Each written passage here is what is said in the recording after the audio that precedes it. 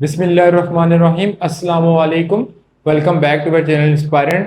तो बेसिकली आज की वीडियो के अंदर हम जो है वो नेक्स्ट टॉपिक को डिस्कस करने जा रहे हैं। तो उससे पहले अगर आपने हमारे चैनल को सब्सक्राइब नहीं किया सब्सक्राइब कर दें और साथ बेल आइकन को प्रेस कर दें ताकि लेटेस्ट से लेटेस्ट वीडियो आप तक पहुंच सके। तो स्टार्ट करते हैं और आ जाते हैं अपने लेक्चर की तरफ। तो बेसिकली लेक्चर की बात की तो उसके अंदर से हमने एक लेक्चर के जो है वो 3 क्वेश्चन ये थे डू यू नो, वो हमने स्किप कर दिए थे। तो उनको डिस्कस कर लेते हैं फिर अपने लेक्चर को कंटिन्यू करते हैं।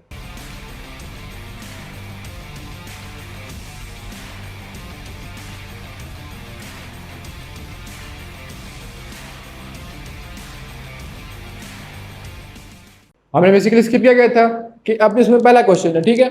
अब इसमें लिखा हुआ है कि what is the difference between laser printer and photocopier machine.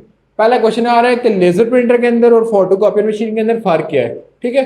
तो बेसिकली आप लोगों को पता होगा कि लेजर प्रिंटर, ठीक है, किसी डॉक्यूमेंट को प्रिंट करता है, ठीक है, थ्रू लैपटॉप, थ्रू किसी भी चीज, मतलब कि जो हम डॉक्यूमेंट को सेंड करते हैं, मतलब कि कंप्यूटर के थ्रू या लैपटॉप के थ्रू या मोबाइल के थ्रू जो प्रिंटिंग होती है, ठीक है, डॉक्यूमेंट की, उसको बोलते हैं वो क्या, बेसिकली वो जो है वो लेजर प्रिंटर है।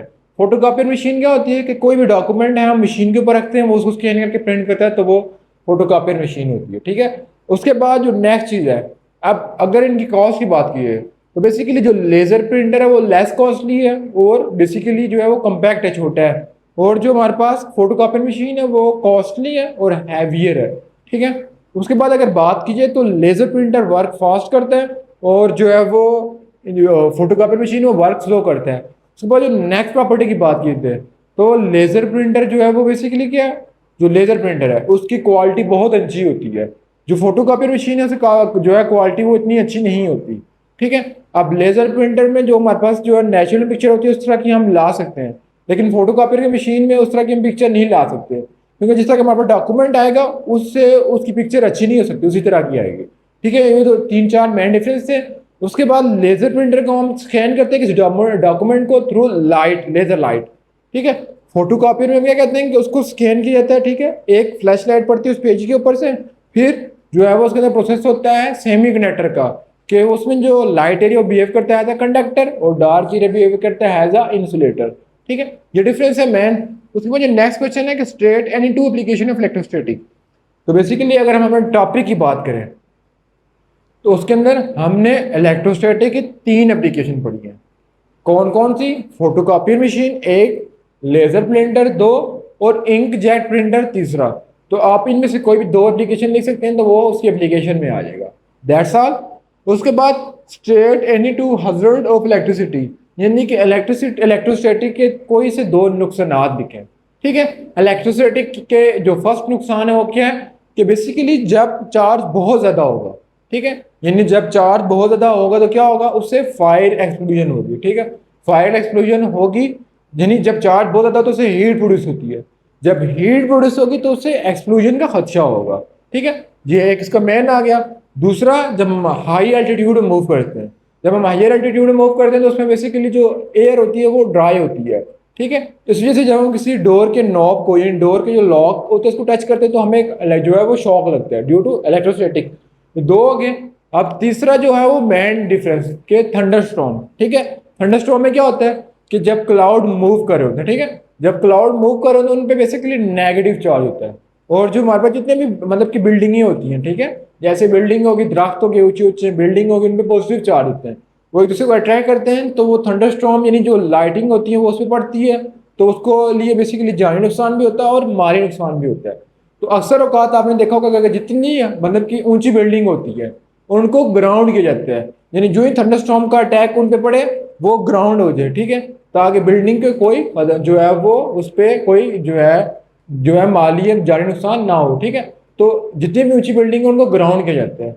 तो थंडरस्टॉर्म क्या होता है कि जितने भी हमारे पास ऊंची बिल्डिंग है उनको जो है वो अटैक करता है, क्योंकि ये जो ऊपर बेसिकली जितनी भी बिल्डिंग होती है या हमारे पास ऊंचे दरख्त होते हैं तो उनपे बेसिकली क्या होता है कि पॉजिटिव चार्ज आता है। क्यों? क्योंकि जब हम फ्रिक्शन लेट्स वो मैंने आपको एग्जांपल भी दी थी कि जब मैं 2 पेन को रब कर रहा होता हूँ तो उनके दरमियान एक चार्ज हो जाता है, ठीक है, जो एक दूसरे को अट्रैक्ट करे होते हैं, उनको स्किप नहीं कर रहे होते हैं। तो बेसिकली जब बेसिकली बारिश हो रही होती है तो बारिश के जो पार्टिकल होते हैं छोटे छोटे, ठीक है, वो जब एयर से टकराते हैं या किसी दरख्त से टकराते हैं तो उन पे जो है वो बेसिकली जो बिल्डिंग होती है और जो बड़े बड़े दरख्त होते हैं, ट्रीज होती हैं, उन पे आ जाता है बेसिकली पॉजिटिव चार्ज। और जो क्लाउड ऊपर मूव कर रहा होता है स्पीड से जितना क्लाउड स्पीड से मूव करा तो उन पर नेगेटिव चार्ज आता है, ठीक है। यानी जितने बादल तेजी से मूव करे होंगे नेगेटिव चार्ज होगा, उतना थंडरस्टॉर्म ज्यादा होता है। और जो ही थंडरस्टॉर्म पड़ते हैं मतलब तो वो नेगेटिव चार्ज क्या होता है कि जितनी ऊंची बिल्डिंग होती है वो उसको ट्रैक कर रही होती है, तो वो लाइट उसे पड़ती है और उसके लिए नुकसानदेह होती है, ठीक है। ये आ गया। उसके बाद एक इसका एग्जांपल होती है कि फायर एक्सप्लोजन इन कार्स। जैसे फायर एक्सप्लोजन इन कार क्या होती है कि जब हम पेट्रोल को बारे होते हैं, ठीक है, तो पेट्रोल कंटिन्यूसली जो उस नोजल से बाहर निकल रहा होता है, ड्यू टू फ्रिक्शन जो उसकी नोजल होती है उस पर क्या होता है, नेगेटिव चार्ज आता है, ठीक है। और जो बेसिकली गाड़ी होती है उस पर पॉजिटिव चार्ज आता है, ठीक है। तो उसकी वजह से क्या होता है कि जब पेट्रोल उस गाड़ी के अंदर जा रहा है तो उसमें एक छोटा छोटा स्पार्क प्रोड्यूस होते हैं। जब स्पार्क थोड़ा ज्यादा प्रोड्यूस होता है तो उससे एक्सप्लोजन क्रिएट होता है और बेसिकली आग सेपरेट हो जाती है, ठीक है। ये इसके हजर्ड इफेक्ट थे। अब मूव करते हैं अपने टॉपिक की तरफ। तो बेसिकली जो हमारा टॉपिक था वो था electric flux through irregular surface, ठीक है। Electric flux through irregular surface mean कि जो इसके अंदर इलेक्ट्रिक फील्ड लाइन होंगी रेगुलर सरफेस के दरमियान, वो क्या होंगी, नॉन यूनिफॉर्म होंगी। लेट्स सपोज इलेक्ट्रिक फील्ड इस डायरेक्शन में निकल रही है, इस डायरेक्शन में निकल रही है, इस डायरेक्शन में, तो वो यूनिफॉर्म नहीं है, वो नॉन यूनिफॉर्म है, ठीक है। तो जब भी कोई कर्व सर्फेस आ जाती है, कोई इरेगुलर सरफेस आती है, तो उसके दरमियान magnetic field sorry electric field line क्या होती हैं, वो नॉन यूनिफॉर्म होती हैं। तो आपसे क्वेश्चन पूछा जा सकता है कि जो स्ट्रेट सरफेस होती है उसके इलेक्ट्रिक फील्ड क्या होंगी, तो वो यूनिफॉर्म होंगी।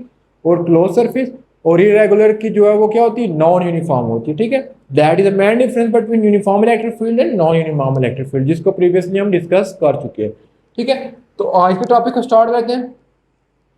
तो basically electric flux through irregular surface, जब हमारे पास रेगुलर सरफेस आती है तो उसके दरमियान इलेक्ट्रिक फ्लक्स आ जाता है, जब इरेगुलर सरफेस आती है उसके दरमियान क्या आता है, गासेस ला जाता है। तो electric flux through irregular surface क्या था कि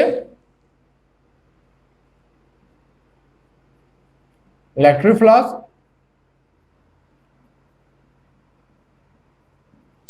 through a irregular surface is equal to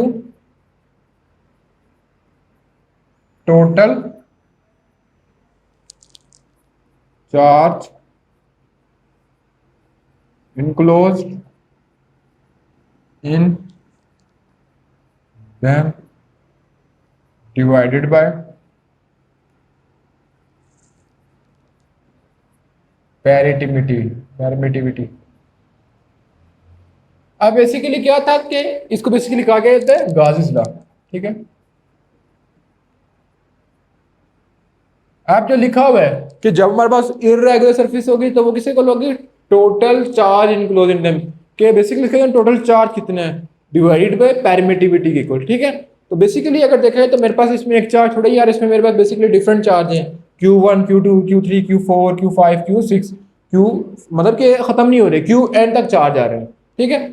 अगर मैं बात करूं इलेक्ट्रिक मतलब कि गाउस लॉ या electric flux on charge Q1, ठीक है। तो बेसिकली अगर बात करूं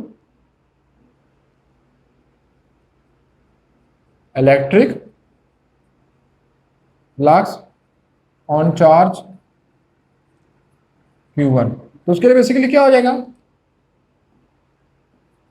flux 1 is equal to Q1 divided by permittivity, ये आ जाएगा। अब मैं जब दूसरे की बात करूंगा तो वो क्या आ जाएगा, Q2 divided by epsilon E not.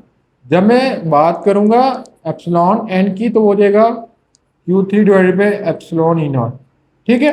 यानी अगर हर चार्ज की बात तो हर चार्ज के लिए डिफरेंट गाउस लॉ है, लेकिन हमने डेफिनेशन में लिखा हुआ कि Gauss law through electric irregular surface is equal to total charge, basically mean total charge enclose in them. तो अगर मैं Q की बात करूं, ठीक है, वो क्या हो जाएगा, Q1 plus Q2 plus Q3 plus Q4, ठीक है।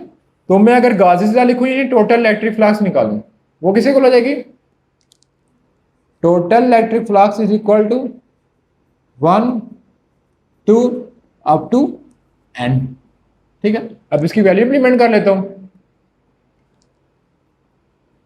ये किसी को है Q1 divided by E not, Q2 divided by E not और Qn divided by E not, ठीक है। अगर इसमें देखा जाए तो बेसिकली एक चीज कॉमन आ रही है, यदि